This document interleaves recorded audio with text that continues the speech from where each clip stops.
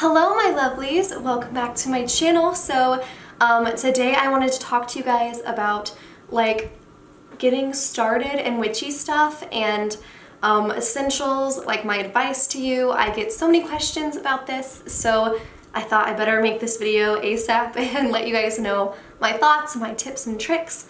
I haven't written a script for this, so this is going to be like completely just rambling from my head, so hopefully that is good and everything comes out concise and clear. Thank you guys so much for joining me. If you are coming back for another video, oh my god, hello, how are you doing? I hope you're doing great. Let me know how you're doing in the comments. I love hearing from you guys, and I'm getting to know all your names, so I'm gonna remember you. And if you're new here, welcome. I hope you're doing great as well. And please make sure to subscribe if you haven't already. It's a really fun time here. We have a lot of fun. We do lots of cool videos, and I'm currently taking lots of video requests. If you guys have anything you want to see, I would love to do that for you. I apologize for my voice. I am quite sick. I am having an allergy problem. Hopefully that's all it is. So yeah, if I sound nasally or congested, it's true, I am. So I just want to hop right in super quick because I don't want this to be too long. I would say advice, like I'm just going to start with like general advice. Don't feel rushed. Definitely take your time, have a good time with it. Like the way I started, and I think it's worked out pretty well for me, is I just read a ton. I actually have my bookshelf right here. And I have a whole video actually on my witchy books. But this is the first book that I ever read. It's Inner Witch by Gabriella Herstick, and I have tons of notes in here. I love this book so much. I literally just read it so quickly because it was so entertaining and so exciting. So I think read as much as you can. If you can't have physical books, if you're in the broom closet or whatever, there's tons of information online. Please just make sure you are looking at reputable sources, as much as we all love witch talk sometimes. I mean, anyone can post, really, so please do your research. There are a ton of like baby witch Facebook groups you can join, and I'm definitely a part of those. So please just like, I would say join those. You can ask questions, you can talk to other people at your same level, you can get advice, and you can just really have a lot of great resources if you can't have anything physical. But I'm a very physical, hands-on person, so I wanted to have a ton of books. So that's what I did, and again, I'll link that video of all my books, and I kind of explain why they're each special and what I love about them. So yeah, first thing to do, I would say just read, get as much information as you can, and as you're reading and as you're learning, you're gonna definitely feel like attached to certain things. So for me, that was astrology, tarot, I mean, all divination, and nature, obviously. But I mean, I really just felt my connections, and I was like, okay, that's where we're starting. We're gonna latch on to tarot. We're gonna learn all about tarot. I'm hesitant to say that there's like a specific like essential kit, you know what I mean? Because I don't think there is, and there's so much to learn, and there's so many paths and ways you can take. The number one essential is knowledge and trusting your intuition. So reading those books, feeling what you feel drawn to, because you're drawn to those things for specific reasons. So it's really important that you do follow your inner voice. I also listen to podcasts. My favorite is Spiritual Shit with Alea Lovely. And I think doing that when you're like driving to work or in a state of just kind of calm, I think it kind of sinks in, and it just having, even though you're not with that person, having like-minded people surrounding you, whether that is in a Facebook group or a podcast or the books you're reading, it really helps you to grow yourself. And so podcasts, books, those are my first things. That's like your first stop, is like just absorb as much knowledge as you can from reputable people. I think learning how to smoke cleanse is very, very important. So I can do some tutorials on that if you guys would like. It's pretty basic though. Please do educate yourself on the smudges that are endangered or specific to cultures, because you really don't want to piss off any spirits. Palo Santo is God, I'm speaking Spanish now. It's from Mexico, so it's sacred to Mexico. It's also, I think it's also quite endangered. So from my understanding, it's acceptable to use it as long as you can guarantee that it is from a reputable source who is harvesting it ethically.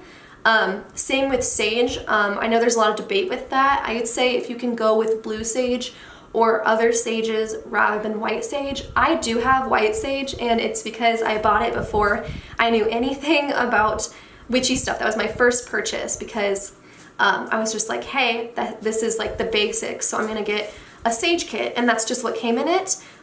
It's definitely like the number one thing people use when they're using a smoke cleanser, but there are so many things you can use. You can use lavender, you can use cedar. There's like a ton of bundles that you can use that are not endangered. So white sage, I believe, is endangered, and the smudging technique that is used with white sage, there is one technique that is sacred to indigenous people. So I would just make sure when you are smudging that you are doing it in your own way and you're not like researching closed practices, because the way they do it, it's like I think it's a ceremonial group type of thing. So I think just make yourself aware and be knowledgeable of these practices, and it's totally okay to smudge. It's not cultural appropriation to smudge from my understanding, as long as you're doing it like you're not appropriating the indigenous people's way. And don't use white sage if you can, and don't use Palo Santo if you can, unless you are getting it ethically from indigenous people or from a place that is well known to be ethical sourced. Yes. But smoke cleansing, it's just a way to remove any stagnant or negative energy in your house or around your body or in the area you're at. I actually do have a sage spray, which is used with sage oil, and I really love that for my car. When I take it to work, you know, I can just kind of just spray myself, spray my area, and I don't have to bring like fire, you know what I mean? So I would say learn to smudge, because that is a super easy way to get into energy clearing at like a beginner level. Tarot can be difficult. That was one of the first things I started with, just because I wore this shirt because of this, just because I felt so connected to it. And my sister-in-law had, she's known tarot, so she taught me for a while how to do it, and then I kind of just like read and watched videos and played with it. I felt very connected with that set. A lot of people say to sleep with it under your pillow, that way it gets connected to you, because you will definitely feel an energetic connection to your tarot deck. I have 2 of them, and I only feel that connection with one of them, and that was my first deck. And a lot of people say that you shouldn't buy your own first deck. I don't think that's true. I feel so connected to this one, and this one does an amazing job at yelling at me, which I love. I really do love it. I'm looking at it because I'm like, you know, bitch, you know you yell at me. You really do. It's like that friend. My tarot deck is an Aries, and she tells me how it is. That's all I can say. I think essential things to start with: sage, not sage, but like a smudge, some kind of like energy clearing for smoke cleansing. People say a white candle, because that can be substituted for anything. So if you want to get into some candle work, a white candle, as long as you use your intention, can be super, super great, because it literally can be used for anything.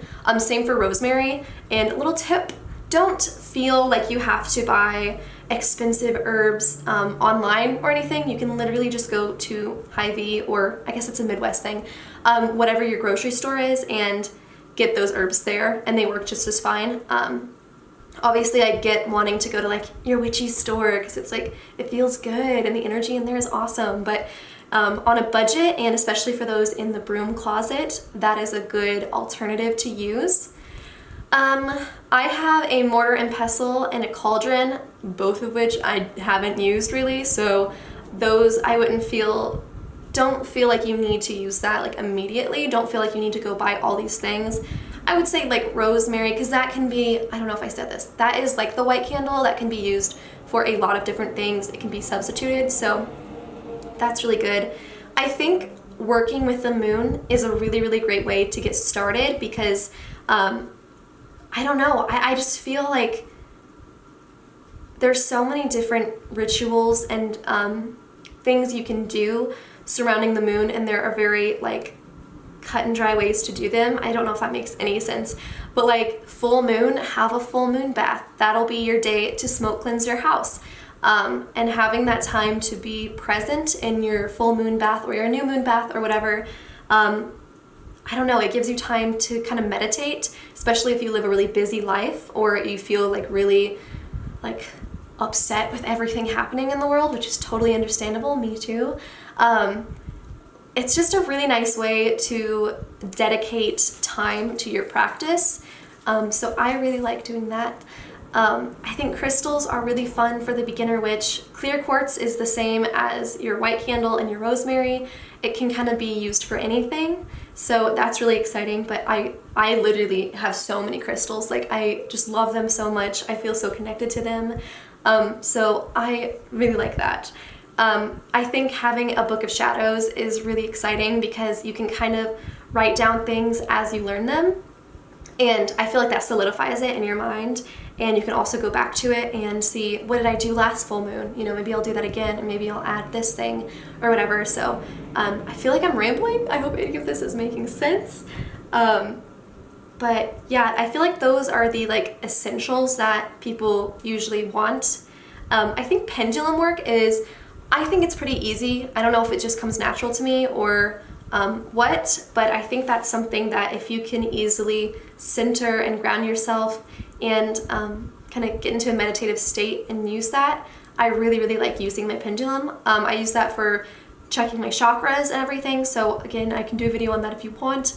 Yeah, I don't know, I guess my basic advice is to just read and try to educate yourself, and then once you feel like you are connected to something, just try it and know that you might kind of mess up, but it'll probably be fine. Like, you probably won't mess up. If anything, it's just not gonna work.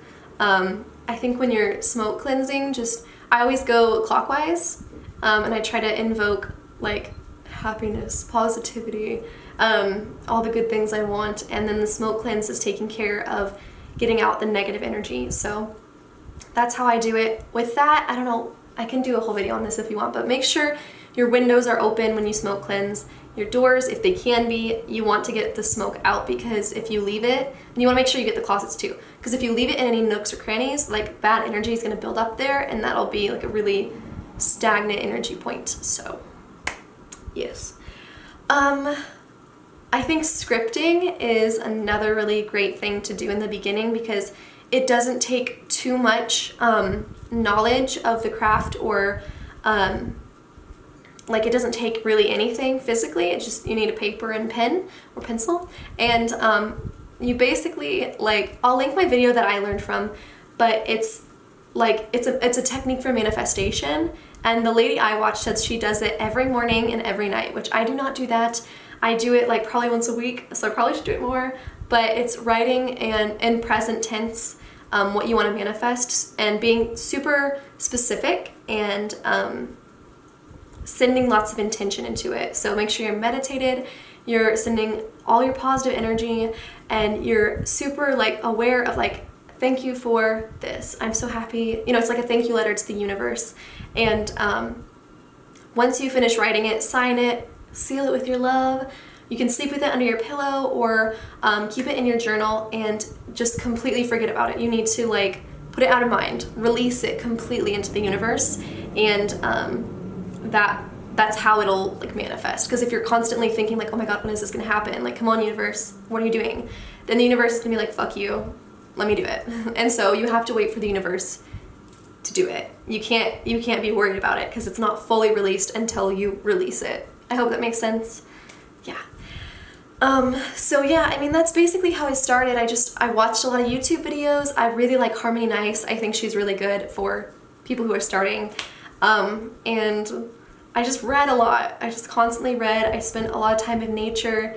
I've definitely been working on listening to my intuition, because I feel like that's a thing so many of us have been taught to like push down just from society, and like, especially, I don't know, I'm from the Midwest, so a lot of us are very like, oh, I'm sorry, like, you know, like pushing it out of mind, not trusting ourselves. So I think just like really trusting your instinct, because the voice inside you is there to help you. I hope this made any sense. I feel like I just rambled. Does that make sense? I hope so. Okay, recapping.